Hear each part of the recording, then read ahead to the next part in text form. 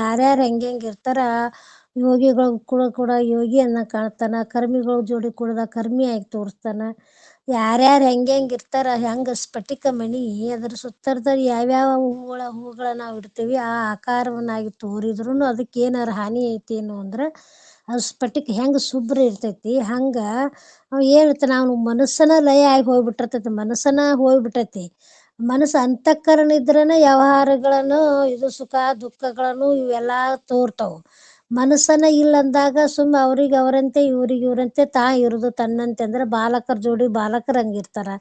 ಸಿದ್ಧಾರೂಢರು ಕುರಿಗಳ ಜಾಡಿ ಕುರಿಗಳ ಕಾಯ್ದರು, ಹುಡುಗರ ಜೋಡಿ ಚಿಣಪಣಿ ಆಟ ಆಡಿದರು, ಎಲ್ಲ ಮಾಡಿದ್ರು ಹುಡುಗರ ಜೋಡಿ ಹುಡುಗರ ಹಂಗಾಗಿ ತೋರುದು. ಯೋಗಿಗಳು ಬಂದ್ರೆ ಯೋಗಿಗಳ ಹಂಗಾಗಿ ತಗೋದು, ಕರ್ಮಿಗಳು ಬಂದ್ರೆ ಔರಂಗವಾಗುದು. ಎಲ್ಲಾರು ಔರಂಗ ಅದು ತಾ ಇರೋದೇನೈತಿ ತನ್ನಂಗ ತನ್ನ ಸ್ಥಿತಿ ಎಲ್ಲಿರ್ತೈತಿ ಅಂದ್ರೆ ಆ ಆತ್ಮಾನುಸಂಧಾನದಲ್ಲಿ ಅವ ಯೋಗಿ ಇರ್ತಾನ. ಆ ಯೋಗಿಗೆ ಯಾವುದು ಐತೇನು ಅಂದ್ರೆ ಯಾವುದು ಕರ್ತೃತ್ವ ಇಲ್ಲ, ಭೋಕ್ತೃತ್ವ ಇಲ್ಲ, ಯಾವುದು ಇಲ್ಲ, ನಿರ್ಲಿಪ್ತ ಸ್ಥಿತಿಯಿಂದ ಇರ್ತಾನ ಅನ್ನುವಂಥ ವಿಚಾರವನ್ನು ಹೇಳ್ಕೊಂಡ ಬಂದ್ರು ಇಲ್ಲಿವರೆಗಿನು. ಇವತ್ತೇನೈತಿ ಅಂತ ಜ್ಞಾನಿಯ ಪೂಜೆಯಪ್ಪ ಅವರ ಸೇವಾದಿಗಳನ್ನ ಮಾಡೋದ್ರಿಂದ ನಮಗೆ ಏನೇ ಆಗುತ್ತ ಅನ್ನುವಂಥ ವಿಚಾರವನ್ನು ಇವತ್ತಿನ ದಿವಸ ಹೇಳ್ತಾರ. ಅದನ್ನ ನಾವು ಚಿಂತನೆ ಮಾಡೋದು. ಗತಿ ಅಂದ್ರೆ ಗತಿ ಅಂದೈತ್ರಲ್ಲ. ಬಳಿಕ ಅಂತ ಜೀವನ್ಮುಕ್ತ ಪುರುಷನ ಈಶ್ವರನಿಗೆ ಆಗಿರೋಣದ ನಾವು ಹಂಗೆ ಅದನಂದ್ರೆ ಈಶ್ವರನ ಪರಮಾತ್ಮ ಸ್ವರೂಪನ ಆಗಿರ್ತಾನ. ಅವನನ್ನು ಯಾರು ವಂದಿಸಿ ಪೂಜಿಸುತ್ತಾರೋ ಅವರ ನಿತ್ಯ ಸುಖವನ್ನು ಹೊಂದುತ್ತಾರೆ. ಅವನು ಯಾರು ಪೂಜೆ ಮಾಡ್ತಾರ, ಅವನು ಯಾರು ಸೇವಾ ಮಾಡ್ತಾರ, ಅವನು ಸಂಘದಲ್ಲಿ ಯಾರು ಇರ್ತಾರ ಅಂದ್ರೆ ಅಂಥವು ಏನು ಹಾಕ್ತಾನ ಅಂದ್ರೆ ಅವನು ಜ್ಞಾನಿನ ಹಾಕ್ತಾನ, ಅವನು ಜೀವನ್ಮುಕ್ತನ ಹಾಕ್ತಾನ ಅನ್ನೋ ವಿಚಾರವನ್ನು ಇವತ್ತಿನ ದಿವಸ ಹೇಳ್ಕೊಂಡ್ಬರ್ತಾರ. ಮೋಹೋಪಾದಿಯ ಜೀವನ್ಮುಕ್ತ ಮೋಹ ಉಪಾಧಿಕ ಜೀವ ನೆನೆಸಿದು ಊಹಿಸ ನಿಜ ಶಾಂತಿಯ ನೆಲೆಸಿದು ತಿರುಗಿದೆ ದಿವ್ಯ ಯೋಗಿಗಳವನು ಶರಣೋ ಹೋಗುವುದಲ್ಲವನು ಬಯಸುವನು ವಂದಿಸಿ ಪೂಜಿಸಿ ಕೀರ್ತಿಸಿ ನೋಡಿ ಕುಂದದೆ ಪರಿತುಷ್ಣತೆ ತುಷ್ಟಗಳಂ ಮಾಡಿ ಪಡೆಯುವುದು ಬಿಡದ ಕಿಳತ್ತೊಮ್ಮ ಯೋಗಿ ಗುಣದ ಕೊಡುವವನದು ಸವಿಯಿಂದ ಸುಖ ಪದವ ಹಮ್ಮುವಿಲ್ಲದ ಚಿತ್ ಈಶ್ವರನಾಗಿ ಭೌವೀಶ್ವರ ಕೀಳಮವಾಗಿ ಯೋಗಿಯ ಮಲಿಸುಕೊಂಡಿಯ ಪರಸಿದ್ಧಿ ಆಗಳೆ ಕೈಯ ಸಾರುವುದು ನಿಬದ್ಧಿ. ಅಂದ್ರೆ ಮೋಹದ ಉಪಾಧಿಗಳಕ ಅಂದ್ರ ಮೋಹ ಹೆಂಗ ಅಂದ್ರ ಮೋಹ ಉಪಾಧಿಗಳ ಅಂದ್ರ ಅವಿದ್ಯಾ ಉಪಾಧಿ. ಅಂದ್ರೆ ಮೋಹ ಎಲ್ಲಿದ್ದ ಬಂದೈತಿ, ಅವಿದ್ಯೆಯಿಂದ ಬಂದೈತಿ. ಅವಿದ್ಯೆ ಉಪಾಧಿನ ಸಂಬಂಧ ಮಾದ ಜೀವನು ಅಂದ್ರೆ ಈ ಜೀವ ಹೆಂಗದನ್ನ ಅವಿದ್ಯೆ ಉಪಾಧಿಯಿಂದ ಕೂಡ್ಕೊಂಡು ಅಜ್ಞಾನಿ ಅದಲ್ಲ ಜೀವನು. ಈ ಜೀವಾತ್ಮನು ಅಂದ್ರ ಅಳಿದು ಅಂದ್ರೆ ಬಿಟ್ಟು ಆ ಜೀವಾತ್ಮನು ಅಂತ ಜೀವಭಾವವನ್ನು ಬಿಟ್ಟು ಜೀವಭಾವವನ್ನು ಯಾವ ಬಿಟ್ಟಿರ್ತಾನ ಸ್ವರೂಪ ಸುಖದ ಶಾಂತಿಯನ್ನು ಸ್ವರೂಪವನ್ನು ನೆರೆ ಅಂದ್ರೆ ಚೆನ್ನಾಗಿ ತಳೆದು ಅಂದ್ರೆ ಅವ ಏನಂತ ಜೀವಭಾವಂತ ಬಿಟ್ಟು ತಳೆದಂದ್ರು ಹೊಂದಿ ಇರುತ್ತಿರೆ ಅಂದ್ರೆ ಇರಲಾಗಿ ದಿವ್ಯ ಮಹಾಯೋಗಿ. ಆ ಯೋಗಿ ಹೆಂಗಿರ್ತಾನಂದ್ರ ಮೋಹಿಯೋಗಿ ಮಹಾಯೋಗಿ ಪುರುಷನು ಕುರಿತು ಹಲವಂ ಅಂದ್ರ ಪ್ರೀತಿಯನ್ನು ಬಯಸುವವನು ಇಚ್ಛಿಸುವವನು ಶರಣಂ ಅಂದ್ರೆ ಶರಣಾಗತಿಯನ್ನು ಹೋಗುವನು ಹೋಗತಕ್ಕವದು ವಂದಿಸಿ ಅಂದ್ರೆ ನಮಸ್ಕರಿಸಿ ಪೂಜಿಸಿ ಅಂದ್ರೆ ಪೂಜೆಯನ್ನು ಮಾಡಿ ಯಾವ ಜೀವಾತ್ಮ ಏನದಾನಲ್ಲ ಅಂತಃಕರಣದೊಳಗೆ ಕೂಡ್ಕೊಂಡು ಜೀವಾತ್ಮ ಆಗೇನಲ್ಲ ಅವ ಏನ್ ಮಾಡ್ತಾನಂದ್ರೆ ಅಂತ ಯೋಗಿ ಅಂತ್ಯಕ್ಕೆ ಹೋಗಿ ಅವ ಏನ್ ಮಾಡ್ತಾನ ಅವನಿಗೆ ಭಕ್ತಿ ಪೂರ್ವಕವಾಗಿ ನಮಸ್ಕಾರ ಮಾಡ್ತಾನ, ಅವನು ಪೂಜಿಸ್ತಾನ, ಅವನಿಗೇನಸ್ತಿ ಸ್ತುತಿಯನ್ನು ಮಾಡ್ತಾನ. ನೋಡಿ ದರ್ಶನ ಮಾಡಿ ಅವನ ದರ್ಶನ ಮಾಡ್ಕೊಂಡು ಕುಂದದೆ ಅಂದ್ರೆ ಕೊರತೆ ಇಲ್ಲದೆ, ಕುಂದದೆ ಅಂದ್ರೇನು ಕೊರತೆ ಬೀಳಲಾರದೆ, ಪರಿತುಷ್ಣತೆಗಳ ಅಂದ್ರೆ ಸಂತೋಷವನ್ನು ಅಂದ್ರೆ ಸಂತೋಷ. ಆ ಮಹಾಪುರುಷ ನೋಡ್ರಿ, ಈಗ ಮಹಾತ್ಮರು ಒಬ್ಬೊಬ್ಬರು ಮುಖ ನೋಡೋರ್ ದರ್ಶನ ಆದ್ರೆ ಮನುಷ್ಯಗೆ ಎಷ್ಟು ಶಾಂತ ಆಗುತ್ತಿಲ್ರಿ, ನಮಗೆ ಎಷ್ಟು ಆನಂದ ಆಗುತ್ತಾರ ಒಬ್ಬೊಬ್ಬರು ಮಹಾತ್ಮರು ನೋಡಿದ್ರೆ. ಮಾಡಿ ಅಂದ್ರೆ ಮಾಡಿ ಬಿಡದೆ ತ್ಯಜಿಸದೆ ಅಂತ ಮಹಾತ್ಮರನ್ನು ನಾವು ತ್ಯಜಿಸದೆ ಅವರ ಸೇವಾದಿಗಳನ್ನು ಮಾಡಿ ಸಮೋಹಂ ತನ್ನ ಗುಣವನ್ನು ಪಡೆದು ಅಂದ್ರೆ ಹೊಂದುವನು. ಅವನು ಅಂದ್ರೆ ಆತನು. ಸಮೀಪ ಸವಿಯುವುದ ಅಂದ್ರೆ ತೀರದ ಸಮೀಪ ಅಂದ್ರೆ ಅವ್ರ ಹತ್ರನ. ಸುಖ ಪದವ ಅಂದ್ರೆ ಸುಖ ಸ್ವರೂಪವನ್ನು ಕೊಡುವನು ಅಂದ್ರೆ ಪ್ರಾಪ್ತಿ ಮಾಡಿ ಕೊಡುವನು. ಅವನ ಹತ್ರ ಇದ್ದಾಗ ಅವ್ರದ್ದು ಏನೈತಿ ಅವ್ರ ಸವಾಸದಿಂದ ಹೆಂಗ ಬೆಂಕಿ ಮಗ್ಲ ಇಟ್ಟಾಗ ಹೆಂಗ ಅದು ಕರಗಿ ಬಿಡ್ತೈತಲ್ಲ, ಹಂಗ ಮಹಾತ್ಮ ಅನ್ನುವಂಥವ್ರ ಜ್ಞಾನಾಗ್ನಿಯಿಂದ ಅವ ಏನ್ ಮಾಡಿಬಿಡ್ತಾನ, ನಮ್ಮನ್ನ ಅವನಂತೆ ಮಾಡಿಕೊಡ್ತಾನ, ಪ್ರಾಪ್ತಿ ಮಾಡಿಕೊಡುವನು.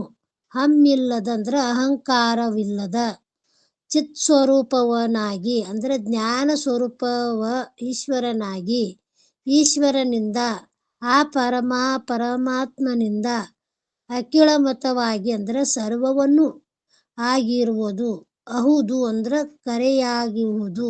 ಯೋಗಿಯನ್ನು ಯೋಗೀಶ್ವರನು ಒಲಿಸಿಕೊಂಡೇ ಸಂತೋಷವನ್ನುಂಟು ಮಾಡಿದರೆ ಇಹಪರ ಸಿದ್ಧಿ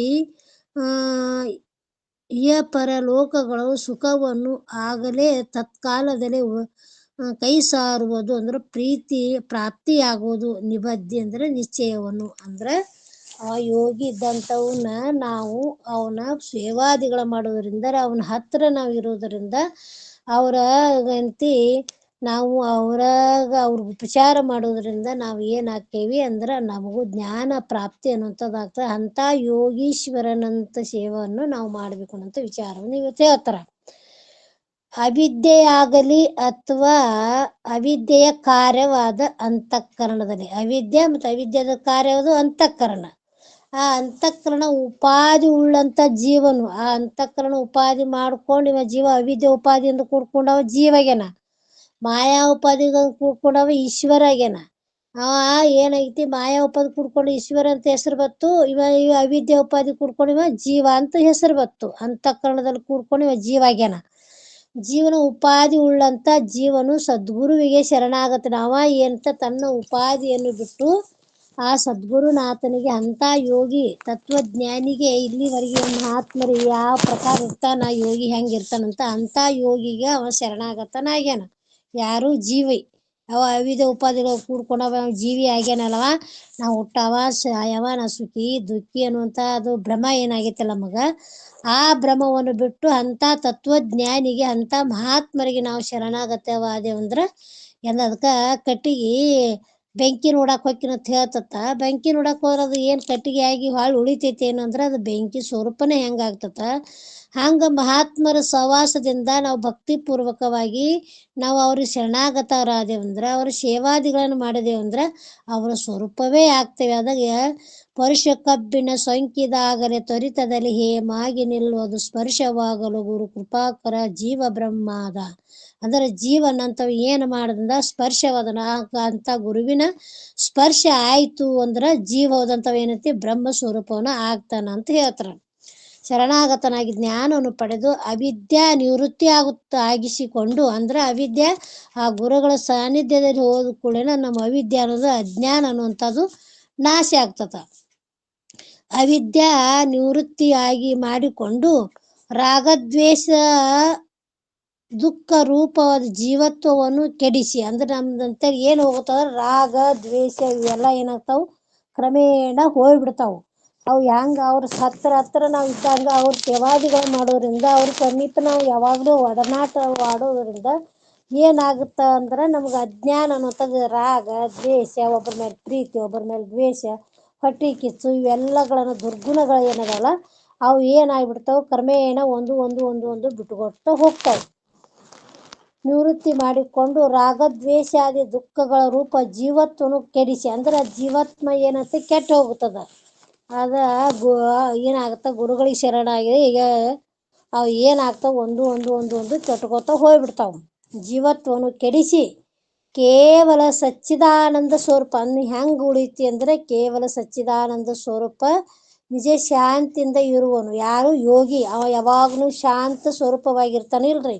ಎಲ್ಲ ಕಳ್ಕೊಂಡು ಎಲ್ಲ ಸಾಧನೆ ಮಾಡಿ ಆ ಸ್ಥಿತಿಯನ್ನು ಮುಟ್ಟಿರ್ತಾನ. ಆ ಸ್ಥಿತಿ ನಾವು ಹೋಗ್ಬೇಕಾದ್ರೆ ಅಂಥ ಮಹಾತ್ಮರಿಗೆ ನಾವು ಯಾವಾಗಲೂ ಅವರ ಅಂಗ ಸಂಘದಲ್ಲಿ ನಾವು ಇದ್ದೇವಂದ್ರೆ ನಾವು ಅವರಂತೆ ಆಗ್ತೇವಿ ಅಂತ ಹೇಳ್ತಾರೆ.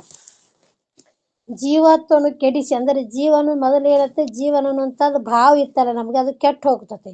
ಕೇವಲ ಸಚ್ಚಿದಾನಂದ ಸ್ವರೂಪ ನಿಜ ಶಾಂತಿಯಿಂದ ಇರುವನು ಅಂತ ಮಹಾ ಯೋಗೀಶ್ವರನು ನಾವು ಏನಂತಾನೆ ಎಲ್ಲ ಕಳ್ಕೊಂಡು ಜೀವ ಭಾವ ಅನ್ನೋದು ಎಲ್ಲ ಹೋಗ್ಬಿಟ್ಟಿರ್ತೈತಿ.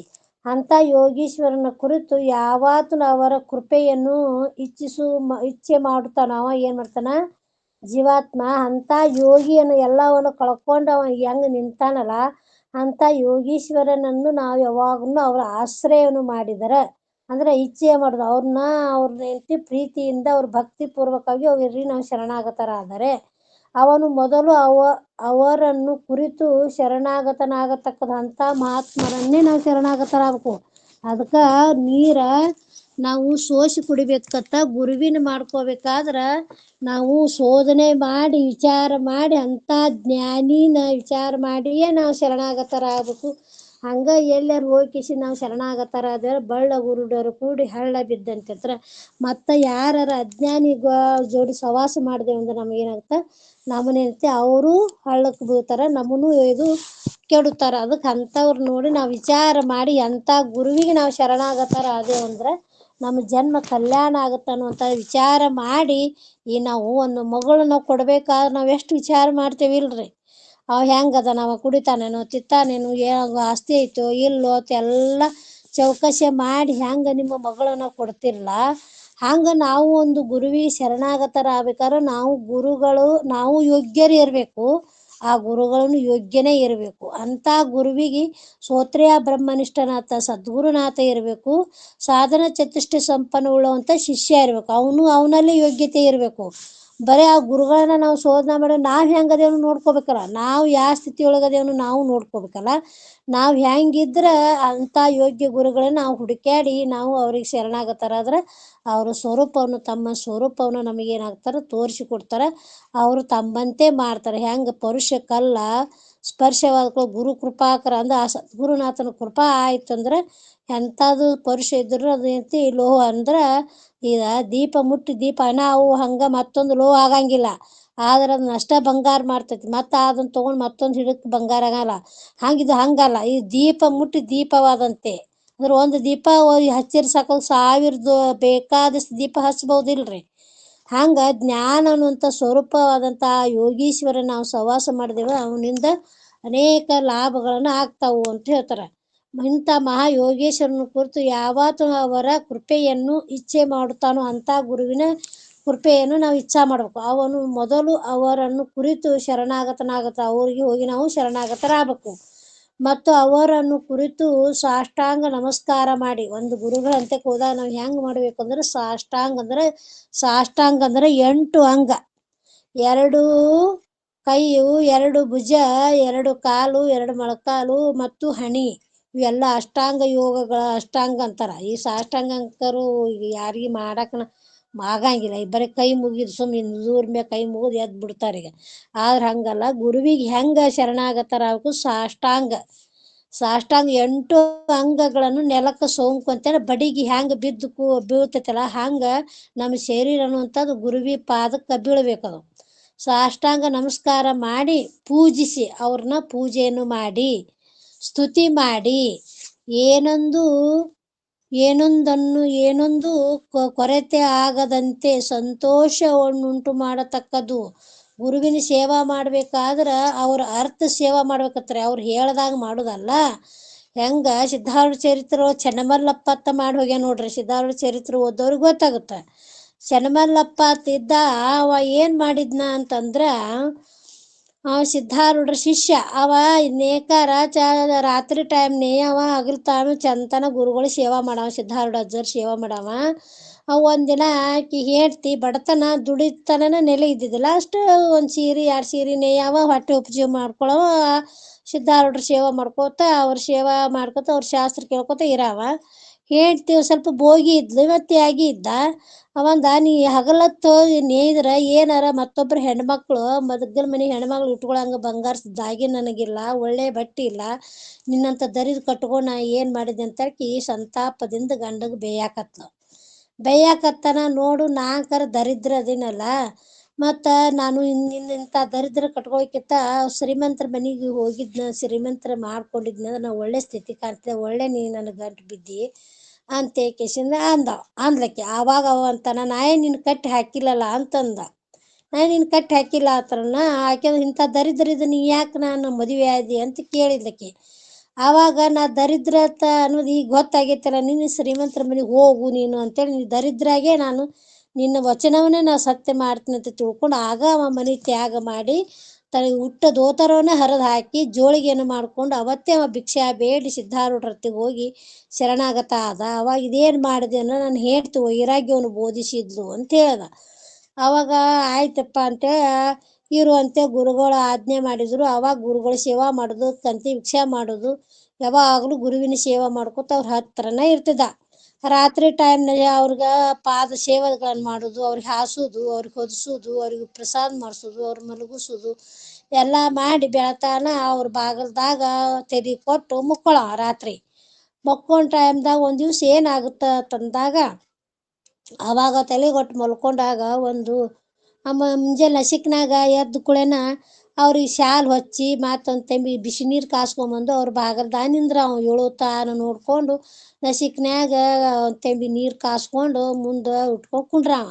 ಅವ ಸಿದ್ಧಾರೂಢರು ಎದ್ದು ಕುಳೇನ ಅವ್ರಿಗೆ ಹೋಗಿ ಅವ್ರಿಗೆ ಶಾಲು ಹಚ್ಚಿ ಅವ್ರ ಕೈ ಹಿಡಿದು ಹೊರಗೆ ಕರ್ಕೊಂಬಂದು ಬಿಸಿ ನೀರು ಕೊಟ್ಟು ಅವ್ರಿಗೆ ಮಾರಿ ತೊಡಿಸ್ಕೊಂಡು ಅವ್ರು ಶೌಚಾಚಮನಕ್ಕೆ ಹೋದ್ರೆ ತೆಂಬಿ ಹಿಡ್ಕೊಂಡು ಹೋಗಿದ್ದು. ಹೊಳ್ಳಿ ಬಂದು ಅವ್ರಿಗೆ ಮಾರಿ ತಕ್ಕೊಂಡ್ರೆ ಅವ್ನಿಗೆ ಉಳಿದ ನೀರು ಸದ್ಯಕ್ಕೆ ತೀರ್ಥ ಭಾವನದಿಂದ ಅವ್ನ ಕೈಯಾಗಿ ಹಿಡ್ಕೊಂಡು ಕುಡಿತಿದ್ರತ್ರ, ಬಾಯಿ ತಕೊಂಡು ಉಳಿದ ನೀರು ಅಂಥ ಸೇವೆ ಮಾಡಿದ್ದೀನಿ. ಅಷ್ಟೆಲ್ಲ ಸೇವಾ ಮಾಡಿ ಮಲ್ಕೋತಿ ಮಲಗಿಸೋದವ್ರು ಎಲ್ಲ ಅಂಗ ಸೇವಾ, ಸ್ಥಾನ ಸೇವಾ, ಸದ್ಭಾವ ಸೇವಾ, ಚತುರ್ವಿಧ ಸೇವಾದಿಗಳನ್ನು ಮಾಡ್ಕೊತ ಇದ್ದ.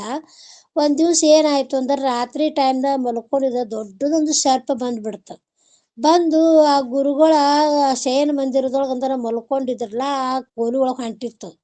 ಅವಾಗ ಅವ ನೋಡ್ಕೊ ಬೋರ್ಗರೆ ಕತ್ತಿತ್ತು. ಇವನು ಹೋಗಿ ಅಪ್ಪಗಳಿಗೆ ಕಸ್ತೈತಿ ಬಾ ತಿಳ್ಕೊಂಡು ಬಾತಿನ ಏನಾರು ಗಲಾಟೆ ಮಾಡಿದ ನನಗೆ ಗುರುಗಳಿಗೆ ನಿದ್ದೆ ಕೆಡ್ತೈತಿ, ನಿದ್ದೆ ಎಚ್ಚರ ಆಗ್ತಾರಂದ್ರೆ ಇದು ಆಗುತ್ತೆ ತಿಳ್ಕೊಂಡು ಹಗುರ್ಕ ಬಾಲ ಹಿಡಿದು ಜಕ್ಕೊಂಡು ದೂರ ಒಯ್ದು ಮತ್ತೆ ಯಾರಿಗಾರ ಕಡ್ದಿತ್ತ ತಿಳ್ಕೊಂಡು ಅದನ್ನ ಸಾಯಿ ಹೊಡೆದ. ಅದು ಸಿಟ್ಟಿಗೇರಿ ಇವ್ನ ಕೈ ಕಚ್ಚಿತ್ತು.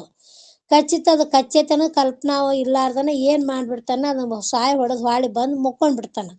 ಮಕ್ಕೊಂಡಾಗ ಅವಾಗ ಏನಾಗುತ್ತೆ ಅಂದ್ರೆ ಅವನಿಗೆ ಮತ್ತು ವಿಷ ಏರ್ಕಿಸಿಂದ ಅವ ಏನು ಮಾಡ್ದ, ಸತ್ಬಿಟ್ಟ. ಅಂದ್ರೆ ಪ್ರಾಣ ಹೋಗ್ಬಿಡ್ತು. ಹೋದ್ಕೂಡೇನ ಗುರುಗಳು ಎದ್ರು. ಏಳೂರಾಗನ ಬಾಕ್ಲ ತೆಗೆದು ನೀರು ತುಂಬ್ಕೊಂಡು ಬಾಗಿಲಿಗೆ ನಿಂದ್ರವ. ಯಾಕೋ ಬರಲಿಲ್ಲ ಚೆನ್ಮಲ್ಲಪ್ಪ ಅಂತೇಳಿ ಅವ್ರು ಸಿದ್ಧಾರೂಢರು ತಾವ ಎದ್ದು ಹೊರಗೆ ಬಂದರು. ಬರುವಾಗ ಮಕ್ಕೊಂಡ್ಬಿಟ್ಟಿದ್ದ ಆರಾಮ. ಮಕ್ಕೊಂಡ ತಿಳ್ಕೊಂಡು ಅಳಿಗಾಡ್ಸಿದ್ರು, ಯಾಕೋ ನಿದ್ದೆ ಅಂತೇಳಿ ಅಳಿಗಾಡ್ಸಿದ್ರು. ಒಟ್ಟು ಹೇಳೋಕೆ ಹೋಗೇ ಬಿಟ್ಟಿರ್ತಾನ.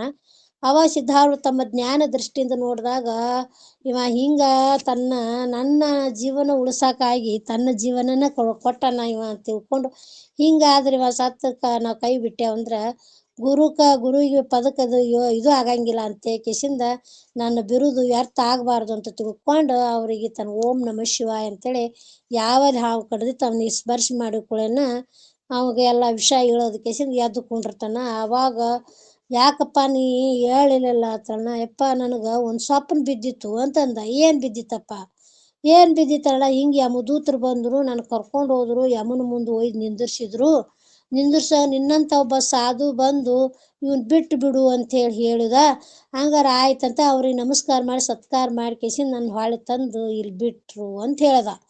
ಅದಕ್ಕೆ ನೀನು ಹಾವು ಯಾಕೆ ಹಿಡಿದೆಪ್ಪ? ಅದು ನಿನಗೆಲ್ಲ ತಿಳಿದೈತಪ್ಪ, ನಿನ್ನ ಬಿಟ್ಟು ನಾನು ನಿನ್ನ ಕುರಿತು ನಾ ಏನು ಹೇಳಿ ಅಂತೇಳಿ ಅವ್ರು ಸಿದ್ಧಾರೂಢರಿಗೆ ಅನ್ನಂತ. ಹಂಗೆ ಅಂಥದ್ದು ಸೇವನ್ನು ಮಾಡೋದೇನೈತಿ, ಅಂಥ ಗುರುವಿನ ಹತ್ತಿದಲ್ಲಿ ಇಟ್ಕೊಂಡು ಅಂಥ ಜ್ಞಾನಿಯ ಸತ್ಪುರುಷನ ಸೇವೆಗಳನ್ನು ಮಾಡಿದ್ರೆ ಅವನು ಮುಕ್ತ ಆಗ್ತಾನೆ. ಮುಂದೆ ಅವ ಏನೋ ಭಾಳ ಸೇವೆ ಮಾಡ್ದಾನ. ಅವ್ರು ಅಷ್ಟು ಆದ್ರೂ ತೃಪ್ತಿ ಆಗಲಿಲ್ಲ ಅವನಿಗೆ. ಗುರುಗಳಿಗೆ ಹಾಸಿಗೆ ಆಗಬೇಕು, ಅವ್ರು ಹಾಕೊಳ್ಳುವಂಥ ಪಾದರಕ್ಷೆ ಆಗಬೇಕು. ಇಂಥ ಸಲ ಎಷ್ಟೋ ಜನ್ಮಗಳು ತಗೋತೀನಿ. ಅವ್ನು ಹೊತ್ಕೊಳ್ಳೋ ಶಾಲ್ ಆಗ್ಬೇಕು, ಹಾಸುಗಳು ಇದು ಆಗ್ಬೇಕು, ಅವ್ರಿಗೆ ಏನೋ ಪುಷ್ಪಗಳಾಗಬೇಕು, ನೀರಾಗಬೇಕು, ಏನೇನೋ ನಾ ಯಾವ ಗುರುವಿಗೆ ಏನೇನು ಬೇಕು ಎಲ್ಲನೂ ನಾನು ಆಗ್ಬೇಕು. ಅದರಿಂದ ನಾ ಪೂಜಿಸಬೇಕು. ಗುರುಗಳ ಹತ್ರ ನಾನು ಇರಬೇಕು, ಸೇವಾ ಮಾಡಬೇಕು, ಇದಕ್ಕಾಗಿ ನಾ ಎಷ್ಟೋ ಜನ್ಮ ನಾ ತಗೋತೀನಿ ಗುರುವಿನ ಸೇವಕ್ಕಾಗಿ ಅಂತೇಳಿ ಅವ ಅದು ಮಾಡೋದ್ರ ವಿಚಾರ ಮಾಡೋರಾಗ ಸಿದ್ಧಾರೂಢರು ಮತ್ತೊಮ್ಮೆ ಅದು ಮಲ್ಕೊಂಡಿರ್ತಾರ. ಎದ್ದು ಅವ್ರಿಗೆ ಆರಾಮ್ ಇರೋದಿಲ್ಲ, ಹೇಳಿ ಕೂಡಾಕ ಶಕ್ತಿ ಇರಲ್ಲ. ಎಬ್ಬಿಸಿ ಕುಂಡ್ರಸ್ತಾನ, ನನಗೆ ಮೂತ್ರ ಬಂದಪ್ಪ ಕರ್ಕೊಂಡು ನಡೀತಾನೆ. ಇಲ್ಲಪ್ಪ ನಾ ಪಾತ್ರೆ ಇಟ್ಟೀನಿ, ಇಲ್ಲೇ ನೀನು ಕುಂಡ್ರು, ನಾ ಪಾತ್ರೆ ಇಟ್ಟೀನಿ, ನಿಮ್ಗೆ ಹೋಲಕ್ಕೆ ಶಕ್ತಿ ಇಲ್ಲತ್ತೆ ಅಲ್ಲೇ ಕುಂಡ್ರಿಸಿ ಅವ್ರ ಮೂತ್ರವನ್ನು ಬಿಡುವಾಗ ಅವಾಗ ಒಂದು ಪಾತ್ರೆ ಹಿಡಿದು ಅದನ್ನ ತಗೊಂಡು ಅದನ್ನೇ ಪವಿತ್ರ ಅಂತ ಘಟ ಘಟ ಕುಡಿದು ಬಿಟ್ಟನ್ರ. ಅವಾಗ ಸಿದ್ಧಾರೂಢರಂತ ಈಗ ಗುರು ಸೇವಕ ಇದು ದಂಡಿ ಹತ್ತಪ್ಪ, ಇದು ಅಂತಿಮ, ಇದು ಗುರು ಸೇವಾ ಮಾಡೋದಕ್ಕಿಂತ ಯಾವುದು ಗುರು ಸೇವಾಕ ಲಾಸ್ಟ್ ಅಂದ್ರೆ ಇಂಥ ಸೇವಾ ನೀ ಮಾಡಿದಪ್ಪ, ನೀ ಧನ್ಯ ಆದಿ, ನೀ ಮುಕ್ತ ಆಗುತ್ತೆ. ಗುರುನಾಥ ಪ್ರೀತಿಯಿಂದ ಅವನಿಗೆ ಆಶೀರ್ವಾದ ಮಾಡಿದ್ರೆ ಅವ ಮುಕ್ತ ಸ್ವರೂಪನ ಆದ್ನಂತ ಕತಿ ಬರ್ತೈತಿ ಸಿದ್ಧಾರೂಢ ಚರಿತ್ರೊಳಗೆ. ಅದಕ್ಕೆ ಗುರುವಿಗೆ ಏನೇನು ಬೇಕು ಏನೇನು ಎಲ್ಲ ಅವ್ರಿಗೆ ಒದಗಿಸಿ ಕೊಡುತ್ತಾ ಅವ್ರ ಸೇವಾದಿಗಳನ್ನು ಮಾಡ್ತಾ ಅವ್ರಿಗೆ ಏನೂ ಕೊರತೆ ಆಗ್ಲಾರ್ದಂಗ ಯಾವ ನಿಜವಾದ ಶಿಷ್ಯ ಇದ್ದಂಥವ ಆ ಗುರುವಿನ ಸೇವೆಯನ್ನು ಮಾಡಿದ್ರು. ಎಲ್ಲವನ್ನು ಅಷ್ಟಮ ಸಿದ್ಧಿಗಳಲ್ಲಿ ಸ್ವರ್ಗಲೋಕ, ಈಹಲೋಕ, ಪರಲೋಕ ಎಲ್ಲ ಭೋಗ ಭಾಗ್ಯಗಳನ್ನು ಅವನು ಮುಕ್ತಿಯನ್ನು ಆ ಗುರುನಾಥ ದಯಪಾಲಿಸ್ತಾನಂತ. ಅದಕ್ಕೆ ಯೋಗಿಯ ಅಂಥ ಯೋಗಿಯಲ್ಲಿ ಅಂಥ ಶಕ್ತಿ ತಾಕತ್ತ ಗುರುವಿನಲ್ಲಿರ್ತದೆ. ಹೆಂಗದು ಕಟ್ಟಿಗೆ ನೋಡಕ್ಕೆ ಹೋಗಿ ಬೆಂಕಿ ಸ್ವರೂಪನ ಹೆಂಗಾಯ್ತು ಹಂಗೆ ಗುರುವಿನ ಸೇವಾದಿಯೊಳಗೆ ನಾವು ಇದ್ದೇವಂದ್ರೆ, ಗುರು ಸೇವಾದಿಗಳನ್ನ ನಾವು ಮಾಡಿದೇವಂದ್ರೆ ಎತ್ತಾಗಿ ತೊತ್ತಾಗಿ ಹಿತ್ತಲದ ಮರವಾಗಿ ಮತ್ತೆ ಗುರುವಿನ ಪಾದದ ಕೆರುವಾಗಿ ಗುರುವಿನ ಹತ್ತಿರಲ್ಲಿರುವಂಥ ಸರ್ವಜ್ಞ ಅಂತ ಸರ್ವಜ್ಞನೇ ಎತ್ತಾಗಿ ತೊತ್ತೆ ಅವ್ರ ಪಾದದ ಕೆರುವಾಗಿ ಅಂದ್ರೆ ಪಾದದೊಳಗೆ ಅವ್ರ ಕೆರವು ಅಂದ್ರೆ ಪಾದರಾಕ್ಷಿ ಆಗಿ ನೀನು ಇದ್ದಿ ಅಂದ್ರೆ ಆ ಗುರುವಿನ ಸಂತೋಷ ಆದ್ನು ಅಂದ್ರೆ ಒಮ್ಮೆ ಆಸೆ ಕರುಣೆಯಿಂದ ಆಶೀರ್ವಾದ ಮಾಡಿದಂದ್ರೆ ಏನಾಗ್ಲಕ್ಕಿಲ್ಲ, ಎಲ್ಲವನ್ನೂ ಸಿದ್ಧಿ ಆಗ್ತೈತಿ ಅನ್ನುವಂಥ ಅಂಥ ಮಹಾಜ್ಞಾನಿಯ ಅಂಥ ತೂರ್ಯಾತೀತ ಅವಸ್ಥೆ ಇದ್ದಂಥ ಯೋಗಿ ಜೀವನ್ ಮುಕ್ತಿ ಸೇವಾದಿಗಳನ್ನು ಮಾಡೋದ್ರಿಂದ ಎಲ್ಲವನ್ನೂ ಪ್ರಾಪ್ತಿ ಆಗುತ್ತೆ ಅನ್ನುವಂಥ ವಿಚಾರವನ್ನೇ ಇವತ್ತು ಹೇಳ್ತಾರೆ. ಮತ್ತು ಅದರಿಂದ ಸರ್ವೋತ್ತಮವಾದ ಗುಣವ ಅಂದರೆ ಜ್ಞಾನವನ್ನು ಪ್ರಾಪ್ತಿ ಮಾಡಿಕೊಳ್ಳತಕ್ಕದ್ದು. ಅಂಥ ಜ್ಞಾನವನ್ನು ನಮಗೆ ಪ್ರಾಪ್ತಿ ಆಗ್ತದೆ. ಅದರಿಂದ ಅವನು ಎಂದೂ ತೀರದಂಥ ಸುಖವನ್ನು ಪ್ರಾಪ್ತಿ ಮಾಡಿ ಕೊಡುವನು. ಅಂದ್ರೆ ಎಂದೂ ಸಾಕೆನಿಸದೆ ಸವಿಯದೆ ಬೇರೊಂದನ್ನು ಬೇಕೆನಿಸದೆ ಕಡೆಯಳು ತನ್ನ ಜೋಕೆಗುಂದೆ ಸದಮಳದ. ಆ ಆನಂದ ನಮಗೆ ಒಮ್ಮೆ ಪ್ರಾಪ್ತಿ ಆಯ್ತಾರ ದುಃಖದ ಲೇಸ ಮಾತ್ರ ನಮಗಿರಲ್ಲ. ಆದ ಆನಂದ ಸುಖ ಹೋಗಿರಬಾರ್ದು, ಮತ್ತು ದುಃಖ ಬಂದಿರಬಾರ್ದು. ಅಂಥ ಸುಖ ಸಾಕೆನಿಸಿದೆ ಅಂದ್ರೆ ಸಾಕೆನ್ನುವಂಥದ್ದಲ್ಲ, ಮತ್ತೊಂದನ್ನು ಬೇಕನ್ನಿಸ್ತತನ ಏನು ಮತ್ತೊಂದನ್ನು ಬೇಕನ್ನಿಸೋದಿಲ್ಲ. ತನ್ನ ಕಡೆಯಲ್ಲಿ ಜೋಕಿಂದ ತನ್ನ ಸದಮಳ ಆದನಂದ ಆ ಪರಮಾತ್ಮನಂದ ಸ್ಥಿತಿಯಲ್ಲಿದ್ದರೆ ಆ ಜೀವನ್ ಮುಕ್ತಿಯ ಇದ್ದಂಥ ಯೋಗಿಯ ಸೇವೆಯನ್ನು ನಾವು ಮಾಡಿದ್ರೆ ಆ ಯೋಗಿ ಸ್ವರೂಪನೇ ನಾವು ಆಗ್ತೇವೆ. ಅವನ ಪಾದ ಸ್ಪರ್ಶದಿಂದ ಮುಟ್ಟಿ ನೋಡಿ 4 ವಿಷದಿಂದನೂ ಅವ ನಮ್ಮನ್ನು ಉದ್ಧಾರ ಮಾಡುವಂಥ ತಾಕತ್ ಆ ಯೋಗಿಯಲ್ಲಿ ಇರ್ತೈತಿ. ಅಂಥ ಯೋಗಿಯ ಸೇವಾದಿಗಳನ್ನ ನಾವು ಮಾಡಿದೆ ಅಂದ್ರೆ ನಾವು ಆ ಯೋಗ ಸ್ವರೂಪಿಗಳೇ ಆಗ್ತೇವೆ ಅನ್ನೋಂಥ ವಿಚಾರವನ್ನು ಹೇಳ್ತಾರೆ. ಕೂಡಿಕೊಂಡು ಅಂದರೆ ಆ ಮೊದಲಿನ ಸುಖವನ್ನು ಪ್ರಕಟ ಅಂದ್ರೆ ಇದ್ದದ್ದೈತೆ, ಬ್ಯಾರೇದೇನು ತಂದು ಹಾಕಿರಲಿಲ್ಲ ಗುರುನಾಥ. ಆ ಇದ್ದದ್ದನ್ನು ನಮಗೇನೈತೆ ಆ ಆವರಣ ಅನ್ನೋಂಥ ಮುಚ್ಚಿ ಆಗೈತೆ ಅಜ್ಞಾನ. ಆ ಅಜ್ಞಾನ ಅನ್ನೋಂಥದ್ದು ಜ್ಞಾನ ಶಸ್ತ್ರದಿಂದ ಕಡದನ್ನು ತೆಗೆದಾಗ ಆ ಆತ್ಮ ಸ್ವರೂಪ ಒಳಗೆ ಪ್ರಕಾಶಮಾನ ಹೆಂಗ ಅಂತರ್ಗಂಗಿ ಒಳಗೆ ನೀರು ಮುಚ್ಚಿಕೊಂಡೈತಿ. ಅಂತರ್ಗಂಗಿ ಒಳಗೆ ನೀರು ಉತ್ತಮವಾದ ನೀರೈತಿ, ತಿಳಿ ನೀರನೇ ಐತಿ. ಆದ್ರೆ ಅದು ಏನಾಗೈತಿ ನೀರು ಕಾಣ್ಗೊಳ್ಳಾರ್ದಂಗೆ ಹೆಂಗೆ ಅಂತರ್ಗಂಗೆ ಅನ್ನೋಂಥ ಮುಚ್ಚೈತಿ. ಆ ಅಂತರ್ಗಂಗೆ ಅನ್ನೋಂಥದ್ದು ತೆಗೆದು ಹಾಕಿದಾಗ ಒಳಗೆ ಶುದ್ಧವಾದ ನೀರು ಹೆಂಗೈತಿ ಹಂಗೆ ನಾವು ಆನಂದ ಸ್ವರೂಪರದೇ ನಾವು ಪ್ರಕಾಶಮಾನವಾದ ಪರಮ ಸ್ವರೂಪವಾದ ಚೈತನ್ಯ ಸ್ವರೂಪವರೇ ಅದೇವಿ. ಆದ್ರೆ ನಮಗೇನೈತಿ ಅಜ್ಞಾನ ಮೂಲಕವಾಗಿ ಮಾಯಾಮೋಹ ಅನ್ನುವಂಥದ್ದು ಇದು ನಮಗೇನಾಗ್ತಿ ಮುಸುಕು ಹಾಕಿಬಿಟ್ಟತಿ. ಈ ಮುಸುಕು ತೆಗಿಬೇಕಾದ್ರೆ ಅಂಥ ಸದ್ಗುರುನಾಥ ಯೋಗೀಶ್ವರನಿಂದನೇ ಅದು ಸಾಧ್ಯ. ಅಂಥ ಯೋಗಿ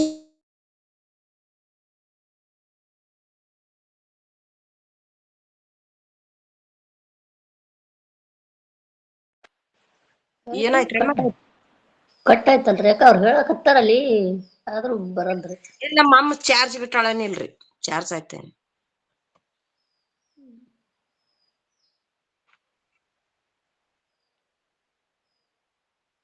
ಚಾರ್ಜ್ ಆಗಿರ್ಬೇಕು ನೋಡ್ರಿ.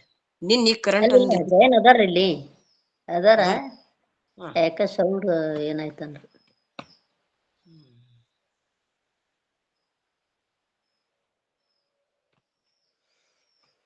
ಇವತ್ತ ಅವ್ರದ್ದು ಇವ್ರದ್ದು ಒಂದೇ ಬಂತಲ್ರಿ ಅಮ್ಮಾರ ಬಸಮ್ಮರ? ಒಂದೇ ಬತ್ ನೋಡ್ರಿ. ಎಲ್ಲಿವರೆಗೂ ನಿಮ್ಮದು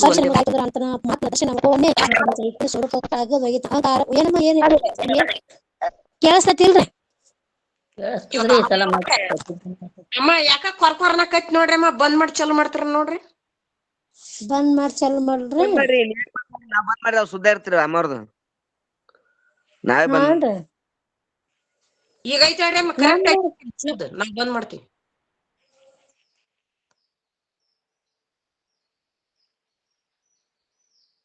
ಅಂತಂದ್ರ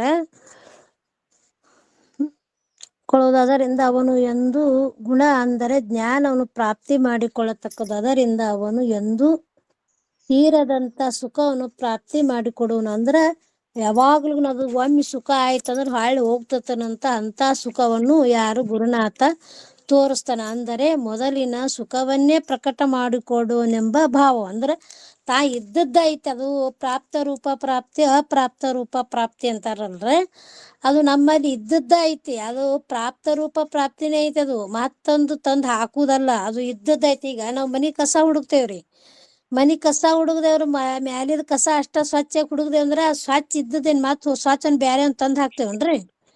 ಅದು ಸ್ವಚ್ಛನೇ ಐತಿ.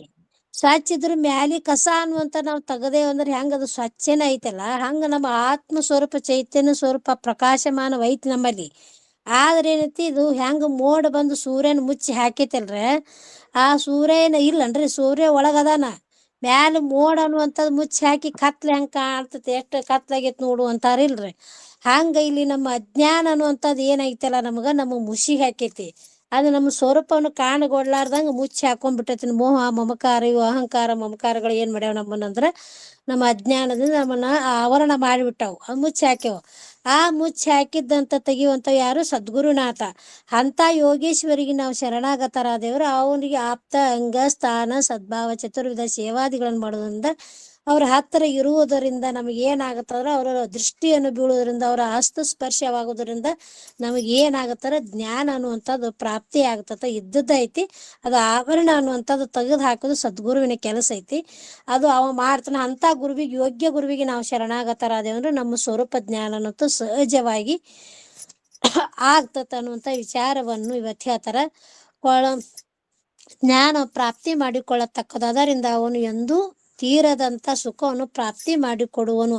ಅಂದರೆ ಮೊದಲಿನ ಸುಖವೇ ಪ್ರಕಟ ಮಾಡಿಕೊಡುವನೆಂಬ ಭಾವ. ಅಂದ್ರೆ ಇದ್ದದ್ದ ಇದ್ದಂಗೆ ತೋರಿಸ್ತಾನೆ ಹೊರತಾಗಿ ಮತ್ತೊಂದು ಎಲ್ಲರ ತಂದು ಹಾಕ್ತಾನೇನಂದ್ರೆ ಇಲ್ಲ.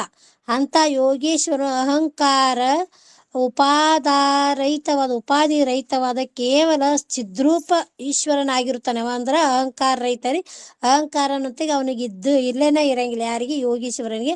ಅಂತ ಉಪಾಧಿ ಆದಂತ ಎಲ್ಲಾ ರಹಿತ ಎಲ್ಲವನ್ನು ಕಳ್ಕೊಂಡು ನಾವು ಯೋಗೀಶ್ವರ ಆಗಿ ಆ ಚಿತ್ ಸ್ವರೂಪದಲ್ಲಿ ಈಶ್ವರನ ಆಗಿರ್ತಾನ. ಮತ್ತು ಈಶ್ವರನಿಂದಲೇ ಈ ಸಕಲ ಪ್ರಪಂಚವನ್ನು ಆಗಿರುತ್ತದೆ. ಅಂದ್ರೆ ಈಶ್ವರನಿಂದ ಈ ಸಕಲ ಪ್ರಪಂಚವನ್ನು ಆಗೈತಿ. ಅದರಿಂದ ಅಂತ ಯೋಗೀಶ್ವರನು ಒಲಿಸಿಕೊಂಡರೆ, ಅಂತ ಯೋಗೀಶ್ವರ ನಾವು ಪ್ರೀತಿಯನ್ನು ಅವರ ಅಂತಃಕರಣ, ಗುರುವಿಗೆ ಅಂತಃಕರಣ ಆಗಂಗ ನಾವು ಮಾಡ್ಬೇಕಿಲ್ರಿ. ಅವ್ರು ಕರೆದು ನಮಗ ಆನಂದದಿಂದ ಅವ್ರು ಏನ್ ಮಾಡ್ಬೇಕಂದ್ರೆ ಆಶೀರ್ವಾದ ಮಾಡಿದ್ರು ಅಂದ್ರೆ ಅವತ್ತಿಗೆ ನಮಗೆ ಏನಾಗುತ್ತೆ, ಜ್ಞಾನ ಅನ್ನುವಂಥದ್ದು, ನಮ್ಮ ಸ್ವರೂಪ ಜ್ಞಾನ ಅನ್ನುವಂಥದ್ದು ಆಗಿಬಿಡ್ತೈತಿ. ಅವಾಗ ಆ ಸ್ಥಿತಿ ಒಳಗೆ ನಾವು ಇರ್ಲಾಕ ಆಗ್ತತ. ಅದು ಮತ್ತು ಅದರಿಂದ ಹಂಗ ಆಗ್ತತೆ ಏನಂದ್ರೆ ಹಂಗ ಆಗಂಗಿಲ್ಲ. ಅಂತ ಯೋಗ್ಯ ಗುರುವಿಗೆ ನಾವು ಶರಣಾಗತಾರ. ಅದ್ರ ಹೆಂಗ ಸಿದ್ಧಾರೂಢ ಪರಮಾತ್ಮ ಅವತಾರ ಇದ್ರು ಆ ಗಜದಂಡ ಸ್ವಾಮಿಗಳವರ ದಿವ್ಯ ಚರಣಾರವಿಂದ 12 ವರ್ಷ ಕುದುರೆ ಕಟ್ಟು ಜಾಗದಾಗ ಕುತ್ಕೊಂಡು ಅವ್ರ ಸೇವಾದಿಗಳನ್ನ ಮಾಡಿ ಅವ್ರು ಯಾವಾಗ ಅಂತಃಕರಣ 12 ವರ್ಷದೊಳಗೆ ಅವ್ರಿಗೆ ಗಜದಂಡ ಸ್ವಾಮಿಗಳ ಹತ್ರ ಸುಬ್ಬಯ್ಯ ಶಾಸ್ತ್ರಿ ಬಂದಾಗ ಅವಾಗ ಅದ್ರ ಶಾಸ್ತ್ರ ಉಪನಿಷತ್ತದ ಅರ್ಥವನ್ನು ಹೇಳಿದಾಗ ಅವಾಗ ಇವ ಜ್ಞಾನಿ ಅದಂತ, ಇವ ಇಂಥವ ಅದಾನಂತ ಅವಾಗ ಗುರುಗಳಿಗೆ ಅಲ್ಲಿ ಅವನ ಮಾಡಿದಂಥ ಸೇವಾ ವಿನಯತನ ಎಲ್ಲವನ್ನು ಅವ್ರ ಮನಸ್ಸಿಗೆ ತಂದು ಅವಾಗ ಸಿದ್ಧಾರೂಢರಿಗೆ ಅವ್ರು ಉಪದೇಶ ಮಾಡಿದ್ರು. ಅವಾಗ ಜ್ಞಾನ ಸ್ವರೂಪರೇ ಆದಂಥ ಸಿದ್ಧಾರೂಢರು. ಅಂಥವ್ರ ಪರಮಾತ್ಮ ಸ್ವರೂಪ ಇದ್ರೂ ಸೇವಾದಿಗಳನ್ನು ಮಾಡಲೇಬೇಕು. ಆ ಗುರು ಕರುಣೆಯನ್ನು ಪಡ್ಕೋಬೇಕಾದ್ರೆ ಗುರುವಿಗೆ ಅಣುವಾಗಿ ಇರಬೇಕು. ಅವ್ರು ನಮ್ಗೆ ಹೇಳ್ರಿ ಶಾಸ್ತ್ರ, ಈಗ ಯಾಕೆ ಸುಮ್ ಕೂತಿರಿ, ಈಗೇನಾಗೈತಿ, ಏನೈತಿ ನಿಮ್ಮದು ಅಂತಕ್ಕೆ ಅದು ಹಂಗಲ್ಲ. ಅದು ಆರು ವಿನಯಾಗಿ ಅದಕ್ಕೆ ಎತ್ತಾಗಿ ತೊತ್ತಾಗಿ ಹಿತ್ತಲದ ಮರವಾಗಿ ಅಂದಾರ.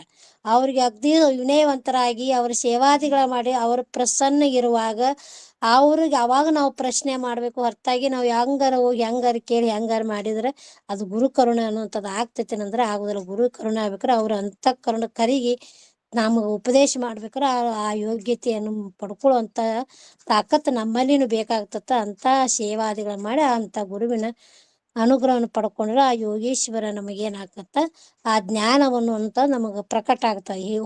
ಇಹಲೋಕ ಪರಲೋಕ ಸುಖ ನಿಶ್ಚಯವಾಗಿ ಪ್ರಾಪ್ತಿ ಆಗ್ತದೆ. ಅಂದ್ರೆ ಇಹಲೋಕದಲ್ಲಿನೂ ಅಂಥ ಯೋಗ್ಯ ಗುರುಗಳ ಕರುಣೆ ನಮ್ಮಲ್ಲಿ ಆಯ್ತಂದ್ರೆ ಇಹದಲ್ಲಿನೂ ಸುಖ ಸಿಗ್ತೈತಿ, ಪರದಲ್ಲಿನೂ ಸುಖ ಸಿಗ್ತೈತಿ, ಅಂತ್ಯಕಾಲದಲ್ಲಿ ನಮ್ಗೆ ಮೋಕ್ಷ ಅನ್ನುವಂಥದ್ದು ಆಗ್ತತ್ತ. ಅದರಿಂದ ಮುಮುಕ್ಷಗಳು ಅವಶ್ಯವಾಗಿ ಯೋಗೇಶ್ವರನ್ನು ಕುರಿತು ಶರಣು ಹೋಗಿ ತಮ್ಮ ಜನ್ಮ ಸಾರ್ಥಕವನ್ನು ಮಾಡಿಕೊಳ್ಳುತ್ತಾನೆಂಬ ತಾತ್ಪರ್ಯ. ಅಂದ್ರೆ ಅಂಥ ಯೋಗೇಶ್ವರಿಗೆ ನಾವು ಶರಣಾಗತರಾದ್ರೆ ನಮ್ಮ ಜನ್ಮ ಅನ್ನೋದಂತ ಸಾರ್ಥಕ ಆಗುತ್ತೆ. ಈ ಮನುಷ್ಯ ಜನ್ಮ ದೊಡ್ಡದು, ಇದು ಹಾನಿ ಮಾಡಿಕೊಳ್ಳಬೇಡ ಹುಚ್ಚಪ್ಪಗಳಿರಂತಾರ. ಅಂಥ ಮನುಷ್ಯ ಜನ್ಮ ತಗೊಂಡ್ಬಂದೇವಂದ್ರೆ ಅಂಥ ಯೋಗೀಶ್ವರ ನಾವು ಹುಡುಕಿ ಅಂಥ ಯೋಗೀಶ್ವರನ ಜ್ಞಾನವನ್ನು ನಾವು ಪಡ್ಕೊಂಡೇವಂದ್ರೆ ಅವ್ರ ಸೇವಾದಿಗಳನ್ನು ಮಾಡ್ಯವ್ರ ಅಂತಃಕರಣವನ್ನು ಪಡ್ಕೊಂಡು ನಾವು ಮುಕ್ತರಾಗ್ಲಾಕ ಬರ್ತೈತಿ ಇದೇ ಜನ್ಮದಾಗ ಅನ್ನುವಂಥ ವಿಚಾರವನ್ನು ಇವತ್ತಿನ ದಿವಸ ವಿಚಾರವನ್ನು ಹೇಳ್ಕೊಂಬಂದ್ರು. ಅಂಥ ಸದ್ಬುದ್ಧಿ ಅಂತ ಯೋಗೀಶ್ವರನ ಸ್ಪರ್ಶ ನಮಗೆ ಆಗುವಂಥ ಗುರುನಾಥನ ಅಂತಃಕರಣ ನಮಗೆ ಉಪದೇಶ ಮಾಡಿದ್ರಿಂದ ಮುಕ್ತಿ ಅನ್ನುವಂಥದ್ದು ಆಗ್ತದೆ ಅನ್ನುವಂಥ ವಿಚಾರವನ್ನು ಹೇಳ್ತಾ, ಅಂಥ ಸದ್ಬುದ್ಧಿ ಸದ್ಗುರುನಾಥ ನಿಮಗ ಕೊಟ್ಟು ಕಾಪಾಡಲಂತ ಈ 4 ಆಯ್ಕೆ ಪುಷ್ಪವನ್ನು ಸದ್ಗುರುನ ಚರಣಾರವಿಂದಲೇ ಅರ್ಪಿಸಿ ಓಂ ತತ್ಸತ್ ಪರಬ್ರಹ್ಮನೇ ನಮಃ ಅಂತ ಈ ದಿವ್ಯ ಯೋಗೀಶ್ವರನ ಮಹಾತ್ಮನನ್ನು ವಿಶೇಷವಾಗಿ ವರ್ಣಿಸುತ್ತಾರೆ. ಅಂಥ ಯೋಗಿನ ಮತ್ತು ವಿಶೇಷವಾಗಿ ಮುಂದಿನ ನುಡಿಯೊಳಗೆ ವರ್ಣನೆಯನ್ನು ಅವ್ರು ಮಾಡ್ತಾರೆ. ಎಷ್ಟು ವರ್ಣನೆ ಮಾಡಿದ್ರು ಗುರುವಿನ ಕಡಿಮೆ. ಯಾಕಂದ್ರೆ ಗುರು ಎಷ್ಟು ಸ್ತುತಿ ಮಾಡಿದ್ರು ಅವ್ನು ನಿಲುಕಲಾರದಂಥ ಆ ಸ್ಥಿತಿ ಅವನಲ್ಲಿ ಇರ್ತೈತಿ. ನಾವು ಎಷ್ಟು ಮಾಡಿದ್ರು ನಾಲಿಗಿಂದನೇ ಮಾಡಿ. ಅದಕ್ಕೆ ಸರಸ್ವತಿ ಇಡೀ ಪೃಥ್ವಿನ ಹಾಳಿ ಮಾಡಿ ಇಡೀ ಗಲಗನ ತಗೊಂಡು ಬರೆದ್ರು ಗುರುವಿನ ವರ್ಣನೆಯನ್ನು ತೀರಂಗಿಲ್ಲ ಅಂತಾರ. ಗುರು ಉಪಕಾರ ಅನ್ನುವಂಥದ್ದು ದೊಡ್ಡದೈತೆ. ಅವ್ರದ್ದು ತೀರ್ಸಾಕ ಯಾರಿಂದ ಆಗಲ್ಲ. ಅವ್ರ ಸ್ತುತಿ ಮಾಡೇ ನಾವು ಹೊಲಿಸ್ಕೋಬೇಕು ಹೊರತಾಗಿ ಏನಾರು ಕೊಟ್ಟು ನಮ್ಮಂತ್ಯಾಗ ದುಡ್ಡು ಐತೈತೆ ದುಡ್ಡು ಕೊಟ್ಟು ನಾವು ಏನಾರ ಮಾಡಿ ನಾವು ಅವ್ನು ಹೊಲಿಸ್ಕೋತಾನೆ ಆಗೋದಿಲ್ಲ. ಅವನು ನೀವೇ ಆದಂಥ ಒಳ್ಳೆ ಸದ್ಗುಣದಿಂದ ಸೇವಾದಿಗಳನ್ನು ಮಾಡಿದ ಗುರುನಾಥ್ ಒಲಿತಾನಂತ ವಿಚಾರವನ್ನು ಹೇಳ್ತಾರೆ. ಅಂಥ ಸದ್ಬುದ್ಧಿ ಗುರುನಾಥನ ಕರುಣೆ ನಮ್ಮನ್ನಂತಾಗ ಆಗಲಿ ನಮಗ ನಿಮಗನ್ನುವಂತ ಹೇಳ್ತಾ ಈ 4 ವಾಕ್ಯ ಪುಷ್ಪ ಸದ್ಗುರುನಾಚರಣೆ ನಿರೂಪಿಸಿ ಓಂ ತತ್ಸತ್ ಪರಬ್ರಹ್ಮ. ಇದರ ವಿಚಾರ ನಮ್ಮ ಬಸಮ್ಮ ತಾಯಿಯವರು ಮತ್ತು ವಿಸ್ತಾರವಾಗಿ ಅವ್ರು ಹೇಳ್ತಾರ. ಅವ್ರ ಬಾಯಲ್ಲಿ ನಾವು ನೀವು ಕೇಳೋದು. ಮತ್ತು ಗೌಡ್ರ ಅಣ್ಣವ್ರು ಇರ್ತಾರ, ಮತ್ತು ಪ್ರಕಾಶ್ ಅಣ್ಣವ್ರು ಇರ್ತಾರ, ಮತ್ತೆ ಎಲ್ಲಾರು ತಮ್ಮ ಅನುಭವಗಳನ್ನು ಹಂಚಿಕೊಳ್ಬೇಕಂತ ಹೇಳ್ತಾ ಓಂ ತತ್ಸತ್ ಪರಬ್ರಹ್ಮನೇ ಓಂ ನಮಃ ಶಿವಾಯ.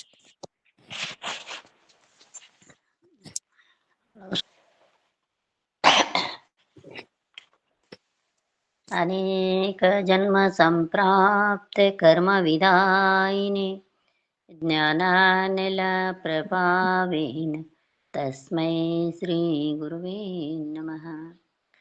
ಪರಮಾತ್ಮ ಅದ್ವಯಾನಂದ ಪರಿಪೂರ್ಣ ಸುಖಾತ್ಮನೆ ಜ್ಞಾನೋತ್ತಮಾಯ ಶ್ರೀ ಗುರುವೇ ಮುರುಗೇಂದ್ರಾಯ ನಮಃ.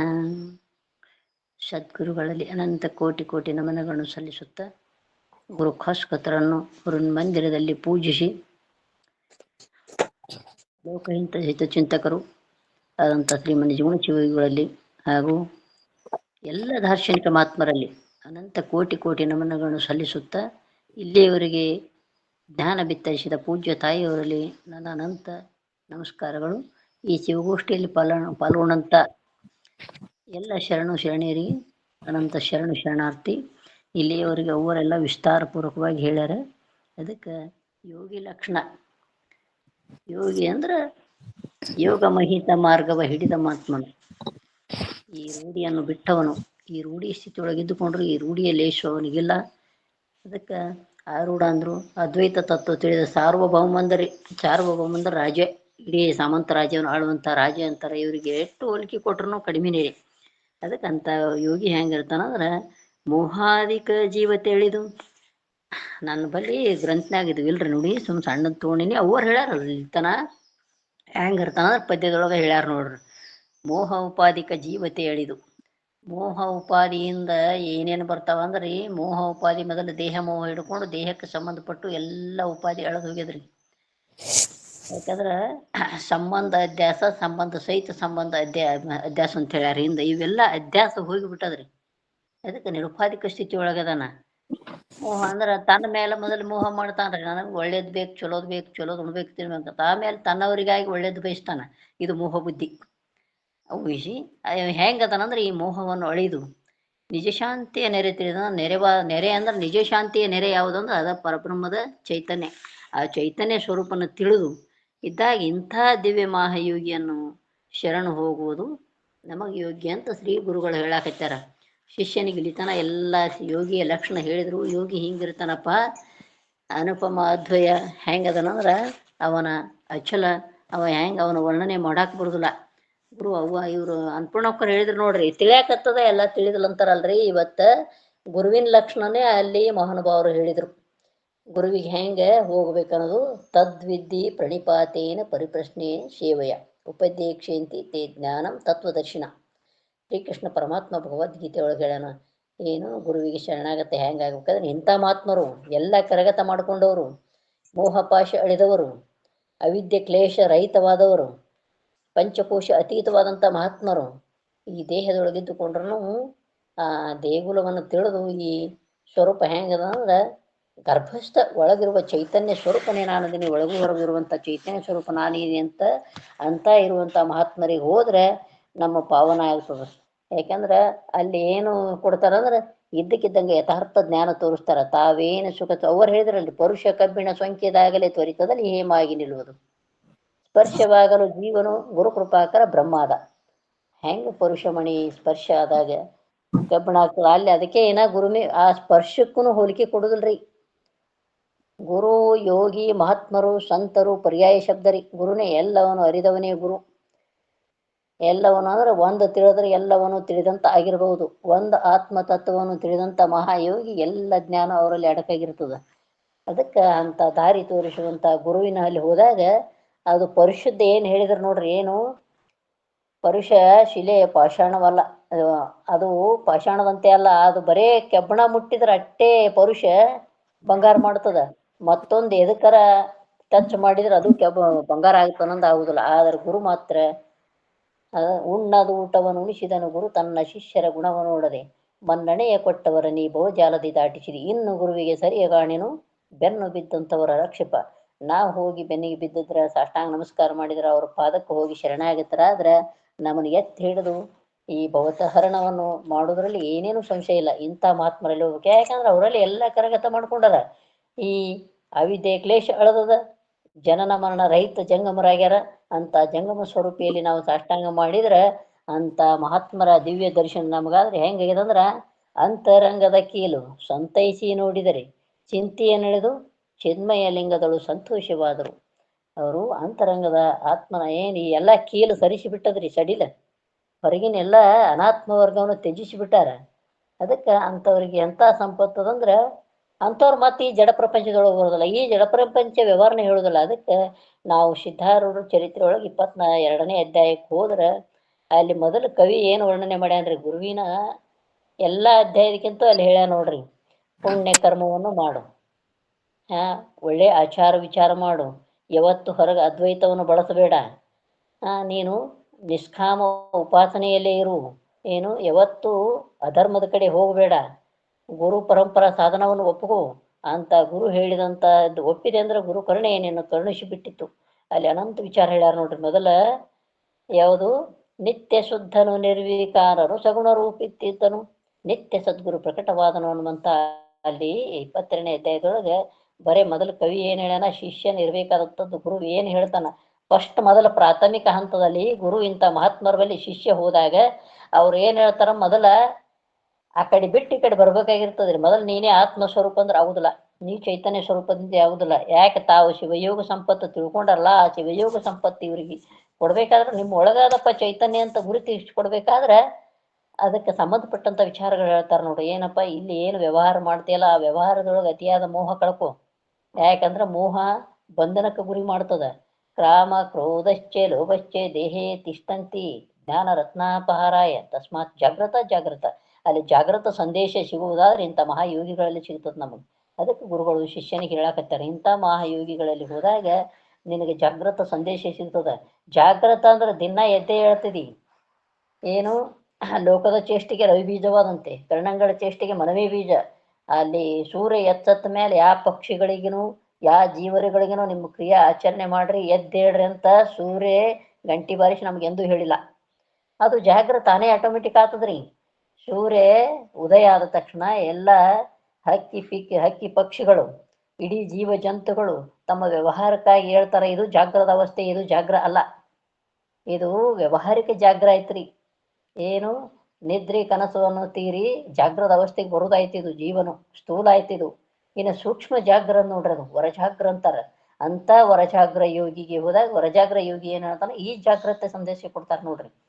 ಜನ್ಮ ದುಃಖ ಜಯ ದುಃಖ ಪುನಃ ಪುನಃ ಸಂಸಾರ ಸಾಗರಂ ದುಃಖ ತಸ್ಮಾತ್ ಜಾಗ್ರತ ಅಂದ್ರಿ.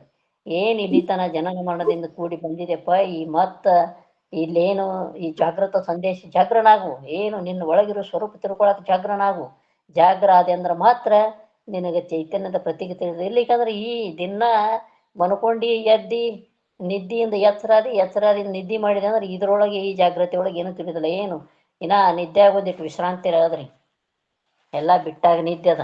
ಎದ್ದ ಮೇಲೆ ಮತ್ತೇನದ್ರಿ, ಬರೀ ತಾಕಲಾಟ. ಪ್ರಪಂಚ ವಿಷಯದ ಶಬ್ದ ಸ್ಪರ್ಶ ರೂಪ ಗಂಧದ್ದು ಇದೇ ಅದ, ಮಣ್ಣು ಹೆಣ್ಣು ಮಣ್ಣು ಇದೇ ಅದ. ಅದಕ್ಕೆ ಇಲ್ಲಿ ಅನ್ನ ವಸ್ತ್ರ ಭೋಗಿಯಾಗಿ ತನ್ನ ಸುಖವನ್ನು ಅರಿಲಿಲ್ಲ. ಈ ಸುಖ ನಿನಗೆ ಸುಖ ಕೊಡೋದಲ್ಲ, ಸ್ವಲ್ಪ ಕ್ಷಣ ಸುಖ ಕೊಟ್ಟಂಗೆ ಅನಿಸ್ತದಪ್ಪ, ಆದ್ರೆ ವ್ಯವಹಾರಿಕ ಸುಖ ನಿನಗಲ್ಲ. ಈ ವ್ಯವಹಾರಿಕದ ತೊಡಕನ್ನು ಕಳಚಿಕೊಂಡು ಏನು ಗುರುವಿಗೆ ಶರಣಾಗಾದ್ಮೇಲೆ ಅದನ್ನ ಬಿಟ್ಬಿಡು, ಆ ವ್ಯವಹಾರ ಎಲ್ಲ ಬಿಟ್ಟು ಬಿಡು ಅಂತ ಹೇಳುವುದನ್ನೇ ಇಂಥ ಯೋಗಿಗಳ ತಾತ್ಪರ್ಯ ಇರ್ತದೆ. ಯಾಕಂದ್ರೆ ತಾವು ಮೋಹ ಅತೀತ ಆಗ್ಯಾರ, ಮೋಹ ಉಪಾಧಿ ಕಳ್ಕೊಂಡಾರೆ. ಅದಕ್ಕೆ ನಮ್ಮ ಒಳಗಿರುವ ಮೋಹ ಬಿಡಿಸುವುದೇ ಜಾಗೃತ ಸಂದೇಶ.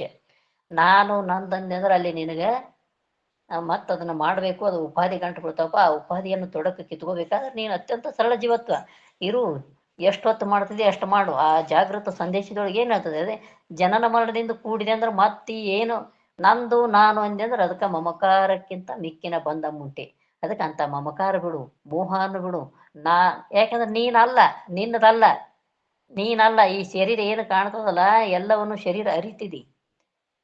ಇಲ್ಲಿ ಗುರುವಿನ ಹತ್ತಿರ ಸಾಷ್ಟಾಂಗ ಹಾಕಬೇಕಾದ್ರೆ ಬಂದೆ ಅಂದ್ರೆ ನೀ ಶರಣಾಗತನಾಗಬೇಕಾದ್ರೆ ದೇಹ ಇಟ್ಕೊಂಡ ಬಂದಿಯಲ್ಲ, ಆ ದೇಹ ನಾನಂತ ಕುಂತಿ ಅಂದ್ರೆ ಆಗುದಿಲ್ಲ. ಅಲ್ಲಿ ಎಲ್ಲ ಮನೆಯದು ತೊರೆದು ಬಿಟ್ಟು ಬಂದಿದೆ ಅಂದ್ರನೇ ತತ್ವದರ್ಶಿಯ ಜ್ಞಾನ ಆಗ್ಯದ. ಈ ಒಂದು ಇದು ಚಿಕ್ಕದ್ರಿ, ಏನು ಇವರ ದರ್ಶನ ಸಿಕ್ಕದ. ದರ್ಶನಕ್ಕೆ ಬರ್ಬೇಕಾದ್ರೆ ಅದು ಬಿಟ್ಟು ಬಂದಿದಿ. ಇನ್ನು ಏನು ತಗೊಂಡು ಬಂದಿದ್ದಿ ದೇಹ ಭಾವ ಇಟ್ಕೊಂಡು ಬಂದಿದ್ದೆ ಅಂದ್ರೆ ಅದನ್ನು ಬಿಟ್ಬಿಡು. ಅದಕ್ಕೆ ಇಂತಹ ಜಾಗೃತ ಸಂದೇಶ ಕೊಡ್ತಾರೆ. ಯಾಕಂದ್ರೆ ಇದು ಜನ್ಮ ದುಃಖಕ್ಕೆ ಕಾರಣ ಆಗ್ಯದ. ಜನನ ದುಃಖ, ಬಾಲ್ಯ ಯೌವನ ದುಃಖ ಎಲ್ಲವೂ ದುಃಖಿನಿಂದ ಕೂಡಿದ. ಅದಕ್ಕೆ ಈ ಶರೀರ ಬರ್ಲಾರ್ದಂಗೆ ಮಾಡ್ಕೋಬೇಕಾದ್ರೆ ಇಂಥ ಮೋಹ ಅಳಿದಂಥ, ಅದು ಮೋಹದ ಪಾಶ ಪಡ್ಕೊಂಡಂಥ ಮಹಾಯೋಗಿಗೆ ಶರಣ ಆಗುವುದನ್ನೇ ಇವತ್ತು ಹೇಳ್ಯಾರ ಇವರು. ಅವಾಗ ಎಂಥ ಸುಖ ಕೊಡ್ತಾನಂದ್ರೆ ಹೇಳ್ಯಾರ ನೋಡ್ರಿ. ಅವನ್ನ ಪೂಜಿಸಿ ಕೀರ್ತಿಸಿ ನೋಡಿ ಕುಂದದೆ ಪರಿತುಷ್ಟಿಗಳ ಮೊದಲ ವಂದಿಸು, ಸಾಷ್ಟಾಂಗ ನಮಸ್ಕಾರ ಹಾಕು, ದಂಡವತ್ ನಮಸ್ಕಾರ ಮಾಡು. ಅವರು ಹೇಳಿದ್ರು ನೋಡ್ರಿ, 8 ಅಂಗಗಳನ್ನು ನೆಲಕ್ಕೆ ಹಚ್ಚಿ ಮನಪೂರ್ವಕವಾಗಿ ನಮಸ್ಕಾರ ಮಾಡಿದಾಗ, ಈ ನಮಸ್ಕಾರ ಮಾಡ್ಬೇಕಾದ್ರ ಬಡಿಗೆ ಹಂಗ ಬೀಳಂತ ಹೇಳಿದ್ರು. ಈ ಶರೀರ ಏನದ್ರಿ ಇದು ಬಿದ್ದು ಹೋಗುದದ. ನಿನ್ನ ಪಾದಕ್ಕೆ ಬಂದಾಗ ಒಳಗಿನ ಚೈತನ್ಯದ ಪ್ರತೀಕ ತಿಳ್ಕೋದದ. ಅದಕ್ಕೆ ನಾನಂದ್ರೇನು, ಜೀವ ಅಂದ್ರೇನು, ಜಗತ್ ಅಂದ್ರೇನು, ಈಶ್ವರ ಅಂದ್ರೇನು ಅಂತ ತಿಳಿಸಿಕೊಡುವಂಥವ ಇಂಥ ಯೋಗಿ ಗುರು ಮಾತ್ರ.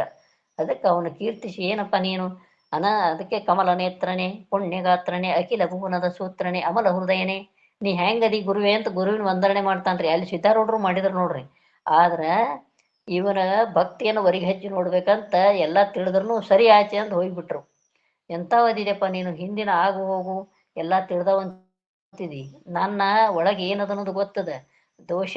ಆ ದೋಷ ನಿರ್ವಹಣೆ ಮಾಡೋ ತಾಕತ್ತನು ನಿನ್ನಲ್ಲೇ ಅದ, ಆ ನಿರ್ವಾಣ ಸ್ಥಿತಿ ತಂದು ಕೊಡೋದು ನಿನ್ನಲ್ಲೇ ಅದ ಅಂತ ಅಂದ್ರೆ ಕೀರ್ತಿಸಿ ಅವನ ಪೂಜಿಸಿ ಅನಂತ ಗುಣಗಾನ ಮಾಡಿದಾಗ ಗುರುಗಳು ಇಂಥ ಯೋಗಿಗಳು ಸಂತುಷ್ಟರಾಗಿ ಇದು ಬಿತ್ತು ಹೋಗುತ್ತದೆ. ಹೆಂಗೆ ಗಿರಗಿರನೆ ತಿರುಗಿ ಏನು ಅಕಸ್ಮಾತ್ ಗಿಡದೊಳಗಿಂದ ಒಂದು ಏನ ಕ್ರಿಮಿ ನೀರೊಳಗೆ ಬಿತ್ತಂದ್ರೆ ತಿರುಗಿ ಹೋಗ್ಬಿಡ್ತದೆ. ತಿರುಗಿ ಹೋಗ್ತೀನಿ ಅನ್ನೋದು ಗೊತ್ತಿಲ್ಲ, ಆ ನೀರು ಚಳಿವಿಗೆ ಹೊಯ್ದಾಟ ಹೋಗ್ತಿರ್ತದ. ಅಲ್ಲಿ ಯಾರಾದರೂ ಬಂದಾಗ ಅದು ಏನಾದರೂ ಉಪಾಯದಿಂದ ಅದನ್ನು ಹೊರಗೆ ತೆಗೆದು ಹಾಕಿದಾಗ ಹೆಂಗೆ ಬದುಕ್ತದ, ಹಾಗೆ ಈ ರಾಟಾಳ ಚಕ್ರದಲ್ಲಿ ನಾವು ತಿರ್ಗಾಕತ್ತೀವಿ ನೋಡ್ರಿ. ಅದಕ್ಕೆ ಈ ರಾಟಾಳ ಚಕ್ರದಲ್ಲಿ ತಿರುಗುವುದು, ಈ ಪುನಃ ಬಹುಮರಣ ಹರ್ಕೋಬೇಕಾದ್ರೆ ಇಂಥ ಗುರುವಿನಲ್ಲಿ ಹೋಗಿ ನಮಸ್ಕಾರ ಮಾಡಿ ಅಖಿಲೋತ್ತಮ ಗುಣ, ಅವ್ರ ಅಖಿಲ ಗುಣ ಅವರು ಹೇಳಿದ್ರಲ್ರಿ, ಗುಣಗಾನ ಮಾಡಕ್ಕೆ ನಮಗೆ ಆಗುದಿಲ್ಲ, ಆದಿಶೇಷನ ಸಹಸ್ರ ನಾಲಿಗೆಯಿಂದಲೂ ಆಗುದಿಲ್ಲ ಅಂತ ಹೇಳ್ಯಾರ್ರಿ. ನಮ್ಮಿಂದ ಏನಾಗ್ತದ ಪಾಮರ ಅಂತ ನಾವು ಎಷ್ಟು ವರ್ಣನೆ ಮಾಡ್ಬೋದು, ಏನು ಕೊಡೋದು ಇಲ್ಲ ಇಡುದು ಇಲ್ರಿ. ಮಹಾತ್ಮರ ನಾಲಿಗೆಯಿಂದ ಕೊಂಡಾಡೋದಷ್ಟೇ ಪಾವನ ಆಗ್ಬೇಕಾಗ್ಯದ ನೋಡ್ರಿ. ಅದಕ್ಕೆ ಅಂತ ಪರಿತುಷ್ಟಿಗಳಂದ್ರೆ ಬಿಡದೇ ಇದ್ದಂಥ ಸಂತೋಷ ಅವನ ಕೀರ್ತಿಸಿ, ನೀ ಹೆಂಗದಿಯಪ್ಪ ಅಂದ್ರೆ ಈ ಜಗತ್ತಿನ ವ್ಯವಹಾರ ನಿನಗಿಲ್ಲ, ಜಗತ್ತಿನ ಆಗು ಹೋಗಳಿಗೆ ಸಮಾನ ಸ್ಥಿತಿ ನೀನು ನೋಡುವುದಿದಿ. ಹಂಗ ಪೂಜಿಸಿ ಕೀರ್ತಿಸಿ ಅವನ ಕೀರ್ತಿ ಅಂದ್ರ ನೀ ಹೆಂಗಿದಿ ಅಂದ್ರೆ ಕಮಲ ನೇತ್ರ ಹೆಂಗ ಕಮಲ ಸದೃಶ್ಯವಾದಂಥದ್ದು ನಿನ್ನ ಕಣ್ಣದಾವ, ನಿನ್ನ ಪಾದದಲ್ಲಿ ಪರುಷ ಬಟ್ಟಲದ, ನೇತ್ರದಲ್ಲಿ ಅಂತ ದೃಷ್ಟಿ ಅದ, ಅಂತ ಪರಮಾತ್ಮನೇ ನನ್ನ ಏನು ನನ್ನೊಳಗಿನ ಅವಿದ್ಯೆಯನ್ನು ಹರಣ ಮಾಡಂತ ಹೋದಾಗ ಅವಾಗ ಪಡೆಯುವುದು ಏನು ಪಡಿತಾನಿವ? ಗುರು ಹಿಡಿದಂದ್ರೆ ಮುಗೀತು ನೋಡ್ರಿ. ಗುರು ದೊರೆಯುವುದು ದುರ್ಲಭವು, ದೊರೆತರೆ ಜನ್ಮವು ಪಾವನವು. ಅದಕ್ಕೆ ಗುರುವಿಗೆ ಸಮನಾರಿಲ್ಲ, ಗುರುಪಾದವ ನಂಬಿರಬೇಕು. ಹಂಗ ಪಾದವನ್ನು ನಂಬಿದಾಗ ನಾವು ಹೋಗಿ ಅವಾಗ ಏನು ಕೊಡ್ತಾನ? ಸವಿಯದ ಸುಖ ಪದವ ಅಂತ ಹೇಳಿದ್ರೆ ನೋಡ್ರಿ, ಅವಾಗ ಏನು ಕೊಡ್ತಾನ? ಸವಿಯದ ಹಿಂದೆ ಎಂದೂ ಸವಿದಿಲ್ಲ. ಹಿಂದೆ ಯಾಕೆ ಸವಿದಿಲ್ಲ ಅಂದ್ರೆ ಇದೇ ಹೊರಗಿನ ವಿಷಯದ ಸವಿಯನ್ನೇ ಸವಿದೀವಿ, ಗೊತ್ತಿಲ್ಲ. ಮುಂದೂ ಸವಿದಿಲ್ಲ. ಯಾಕಂದ್ರೆ ಮುಕ್ತರಾದೆವು, ಇಂಥ ಗುರುವಿನ ಪಾದಕ್ಕೆ ಹೋದೆವು ಅಂದ್ರೆ ಮುಂದೆ ಸವಿಲಾಕ ಹೊಳ್ಳಿ ಬರುದೇ ಇಲ್ರಿ. ಈಗೇನು ಅದಲ್ಲ ನೋಡ್ರಿ, ಜೀವನ್ ಮುಕ್ತಿ ವಿಲಕ್ಷಣ ಆನಂದ ಇದ್ದಂತ ಮಹಾತ್ಮ ಬಳಿ ಹೋದಾಗ ಅವ್ರು ಏನು ಹೇಳ್ತಾರಲ್ಲ, ಇಂಥ ಆನಂದ ಇಂದೂ ಆಗಿಲ್ಲ ಮುಂದೂ ಆಗಿಲ್ಲ. ಅಂತ ಸವಿಯದ ಸುಖವ ಹೆಂಗಂದ್ರೆ ಅಹಮ್ಮಿಲ್ಲದ ಚಿತ್ತೀಶ್ವರನಾಗಿ ಇಂಥ ಯೋಗಿಗೆ ನಿಜಗುಂಡ್ರು ಹೇಳ್ಯಾರ ನೋಡ್ರಿ. ಈಶ್ವರನಿಗಿಂತಧಿಕ ವೆಂದೊರೆ ಆಗಮವನ್ನು ತಿಳಿದು ನಾನವರ ಪದಚರಿಸೆ ಜಂಗಳನೇನು ತೆಗೆಯುತ್ತಿರುವೆ. ಎಲ್ಲಿ ಅಂದ್ರೆ 63 ಜನರ ಪುರಾತನರ ಸ್ತುತಿ ಮಾಡುವ ಹೊತ್ನ್ಯಾಗ ಮೊದಲ ಈಶ್ವರನಿಗಿಂತ ಅಧಿಕವೆಂದು ಆಗಮನೇ ಹೇಳಕತ್ತೇವ. ಅಂತ ಆಗಮವನ್ನು ತಿಳಿದು ನಾನು ನಿನ್ನ ಅನ್ನು ಸ್ತುತಿಸ್ತೇನೆ ಅಂತ ಹೇಳ್ಯಾರ. ಅದಕ್ಕೆ ಅಂತ ಮಹಾತ್ಮರಿಂದನೇ ಆಗಿಲ್ಲ ಅಂತ ಯೋಗಿ ಒಲಿಸಿಕೊಂಡಂತ ವರಸಿದ್ಧಿ ಅವಾಗಿಂದ ಅವಾಗೆ ಕೈ ಸಾರ್ತದೆ. ಇವತ್ತು ಅದೇ ಹೇಳಿದ್ರು ನೋಡ್ರಲ್ಲಿ, ದೃಷ್ಟ ಅದೃಷ್ಟ ಎರಡು ಫಲ. ಯಾರು ಮಹಾತ್ಮರಾದ ಸತ್ಪುರುಷರ ದರ್ಶನ ಸ್ಪರ್ಶನ ಮಾಡಿದೆವು ಅಂದ್ರ ಹಿಂದಿಂದ ಮುಂದಿಂದ ಕೂಡ ಹೋಗ್ಬಿಡ್ತೀರಿ. ಎಲ್ಲ ಏನು ದೃಷ್ಟ, ಹಿಂದೆ ಏನು ಪುಣ್ಯ ಮಾಡಿದ್ದಕ್ಕೆ ಇಲ್ಲಿ ಒಲಿದು ಬಂದಿದೆಪ್ಪ ನೀನು, ನಿನ್ನ ಪುಣ್ಯ ನಿನ್ನ ಏನು ಪಾಪನು ಹೋಯ್ತು. ಅದಕ್ಕೆ ಧರ್ಮ ಅಧರ್ಮ ಅದೃಷ್ಟ ಫಲ ಅಂತಾರಲ್ರಿ. ಅಂದ ಈಗ ನೋಡ್ರಿ, ನಾವು ಏನು ಪುಣ್ಯ ಮಾಡಿವಿ ಬಂದದ, ಪಾಪ ಮಾಡಿವಿ ಬಂದದನ್ನು ನಮ್ಗೆ ಗೊತ್ತಾಗ್ತದ. ಅದು ಇದ್ರಿಗೆ ಅದನ್ರಿ ಅದೃಷ್ಟ ನೋಡ್ರಿ. ಅದು ಹಿಂದೆ ಏನು ಮಾಡಿವಿ ಅದನ್ನ ಇದ್ರ ಭೋಗಿಸ್ತೀವಿ ಅನ್ನೋದು ಅದೃಷ್ಟ ಫಲ. ಈಶ್ವರ ಏನು ಕೊಡ್ತಾನ? ಮಾಡಿದ್ದು ಉಣ್ಣೋ ಮಾರಾಯ ಅಂತ ಅದೃಷ್ಟ ಫಲ ಕೊಡ್ತಾನ. ಇವ ದೃಷ್ಟ ಅದೃಷ್ಟ ಎರಡು ಮಾಡಿದ್ದು ಕಳಿತಾನ, ದೋಷ ಇತ್ತಂದ್ರೆ ಕಳಿತಾನ, ಒಳ್ಳೇದು ಕೊಡ್ತಾನ. ಅದೃಷ್ಟ ಅದೃಷ್ಟ ಎರಡು ಫಲ ರೀ. ಹಿಂದಿನ ಪುಣ್ಯ ಪಾಪ ಅತಿಗಳಿದು ಅದರ ಎಲ್ಲ ಲೇಷನೇನು ಬಿಡು ಅಂತೇಳಿ ಈಗಿಂದೀಗನೇ ಏನು ನಮಗ ನೀ ಏನು ಇದ್ದಿ ಅದು ಸ್ವರೂಪ ನೀನು ಅದಿ ಅಂತ ಯಥಾರ್ಥ ಜ್ಞಾನ ಮಾಡಿಕೊಳ್ಳೋದು ದೃಷ್ಟ ಅದೃಷ್ಟ ಎರಡು ಫಲ. ಅದಕ್ಕೆ ಇಂಥ ಯೋಗಿಯನ್ನು ಒಲಿಸಿದೊಡೆ ವರಸಿದ್ಧಿ ಆಗಲೇ ಕೈ ಸಾರುವುದು.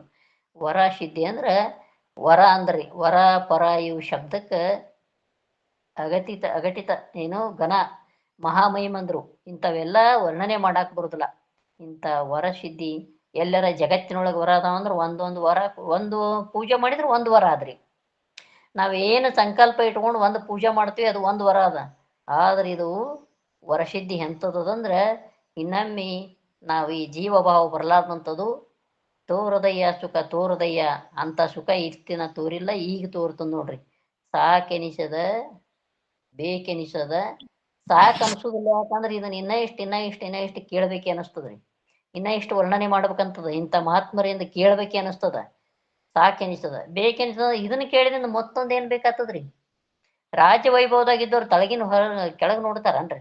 ಆಕಾಶ ಮಾರ್ಗದೊಳಗೆ ಹಾರುವ ಪಕ್ಷಿ ಕೆಳಗಿನ ತಗೊಂಡು ಏನ್ ಮಾಡ್ತದ್ರಿ? ಗಿಡಕ್ಕೆ ಹಾರಿ ಅಲ್ಲಿ ಏನ್ ಸಿಗ್ತದ ಅದನ್ನ ತಿಂತದ. ಹಂಗ ಇಂಥ ಯೋಗಿನ ಒಲಿಸ್ಕೊಂಡಾಗ ಆಗಿಂದಾಗ ಕೈ ಸಾರ್ತದಂತ ಹೇಳ್ಯಾರ. ನಾವು ನೀವುಗಳು ಕೂಡ್ಕೊಂಡು ಇಂಥ ಮಹಾನುಭಾವರ ದಿವ್ಯ ದರ್ಶನದಿಂದ ಪುನೀತರಾಗೋಣ ಅಂಥೇಳಿ ನನ್ನೆರಡು ಮಾತು ಗುರುಪಾದ ಅರ್ಪಣ ಮಾಡಿ ಮಾತಿಗೆ ವಿರಾಮ. ಇದನ್ನೇ ಮತ್ತೆ ಅನುಭವ ನೀವು ಹಂಚುಗೋರಿ ಮುಂದೆ. ಪ್ರಕಾಶ ಶರಣರು ಯಾರ